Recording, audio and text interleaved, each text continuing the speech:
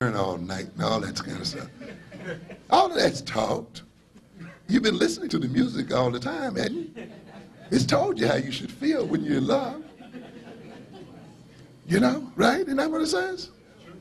Oh, I think about him all the time. I can't sleep. Oh, you're in love. Not necessarily. You may be addicted.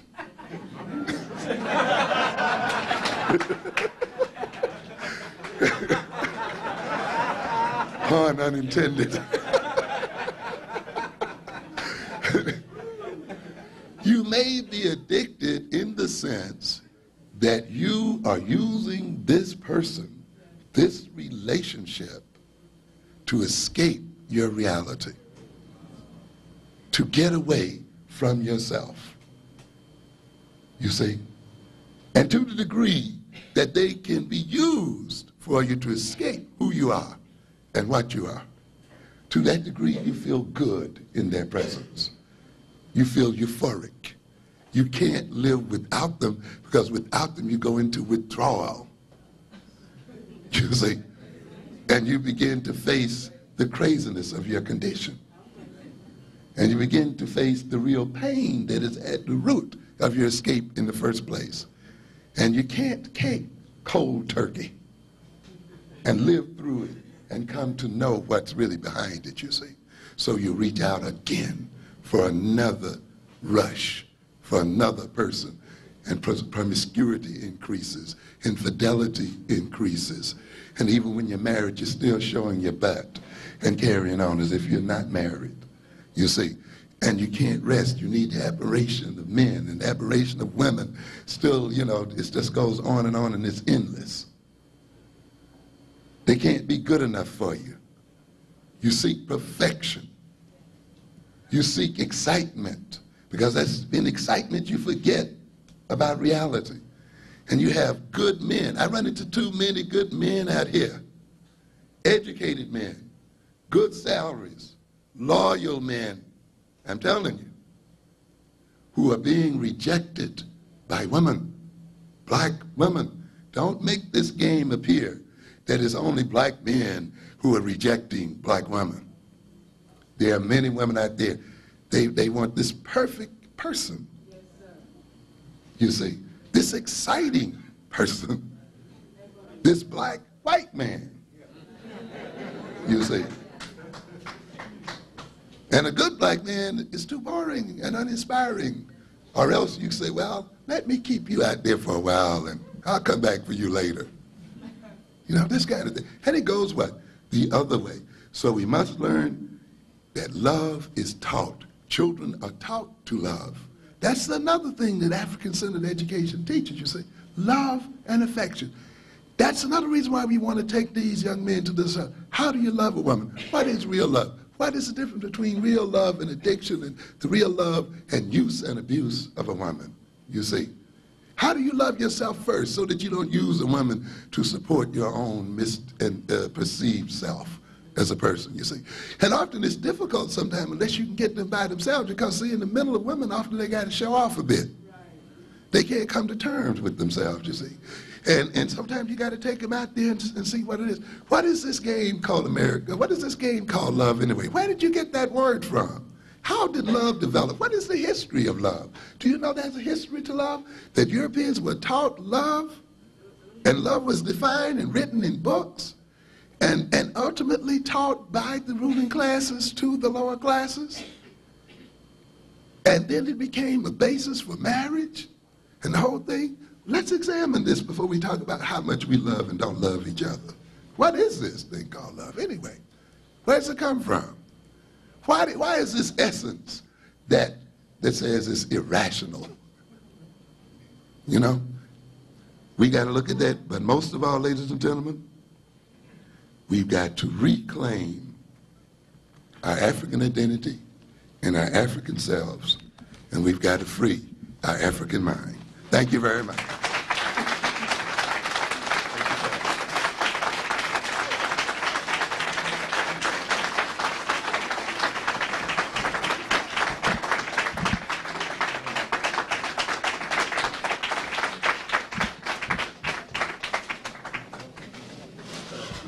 Hold on, brothers and sisters. I see everybody thoroughly enjoyed the lecture, so you have something to work with when you get by the water cooler this week. Now, one does not gain spiritual clarity or deep spiritual understanding without self-knowledge. As a matter of fact, the root to healthy spirituality is through self-knowledge. Because ultimately, you see, even though we put the emphasis on self, as I said earlier, that in getting to know who we are as a self, ultimately means getting to know how our self came into being. Which means that a deep sense of self-knowledge means getting to know the world and the principles by which self is created, which of course then brings us into an examination of those who are our creators and those people who interacted with, the nature of the world that we live in. And ultimately, to get to know ourselves, we in a sense have to even step outside of ourselves at that point and enter into another consciousness.